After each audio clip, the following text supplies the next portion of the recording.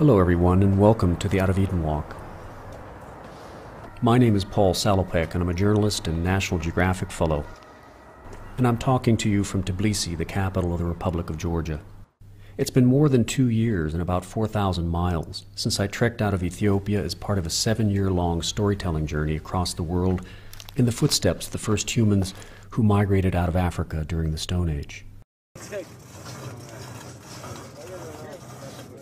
My educational partners at the Pulitzer Center on Crisis Reporting have asked me to pause for a moment and bring some major international stories of our times into your classrooms, to learn about the forces that are shaping our lives in the broader world. One of the most sobering things I've witnessed since walking out of Africa is how conflict and cooperation between individuals and societies has completely changed the lives of millions of people along my route.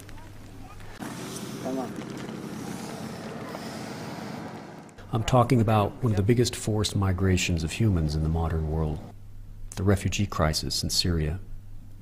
Some 10 million civilians have been stampeded out of their homes by the violence in Syria. This number is larger than the population of the city of Chicago, and the crisis is only getting worse. What does it mean to be a refugee? How do the lives of refugees in faraway lands affect our lives at home? And how can we better understand these sobering connections? These are just some of the questions and challenges I've been facing as a journalist in the field. I began meeting my first Syrian refugees in Jordan, a small desert country in the Middle East. Many of them were farmhands. They were working in tomato fields doing back-breaking labor for about $11 a day. These families were traumatized. They had left behind their dead and their destroyed cities. But what always struck me was their unfailing kindness and generosity. Night after night, as I walked through their camps, they offered me shelter in flimsy canvas tents. They shared what little food they had. They shared their stories. It was a profound lesson in human kindness and collaboration. The refugees' open-heartedness was humbling.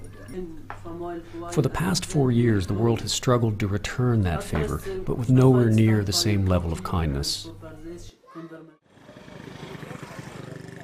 In Turkey, I walked through one of the largest refugee flows in a century. One evening, more than 80,000 terrified men, women, and children trampled down the border fences with Syria.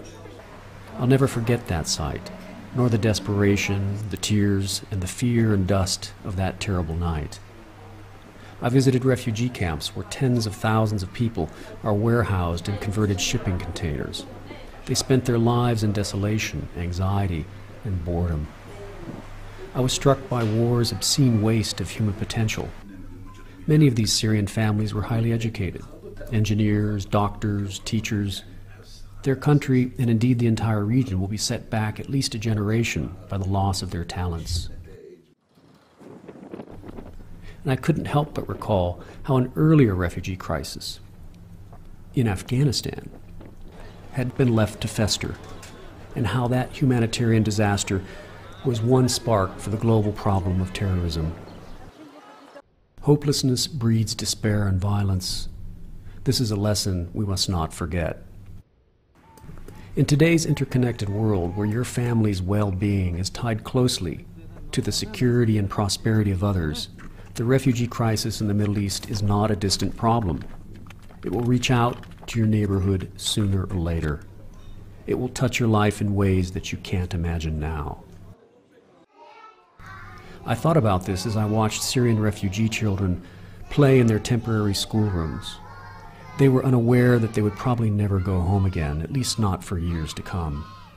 One day, they'll look up and scan the horizons, and their hope and despair will push them in one direction or another. When these people arrive at our tent, what will we do? These are questions we'll be revisiting many times on the Out of Eden Walk. Join us for the journey. Well, it's nice to meet you. After all, we're walking this global trail from the past into the future together.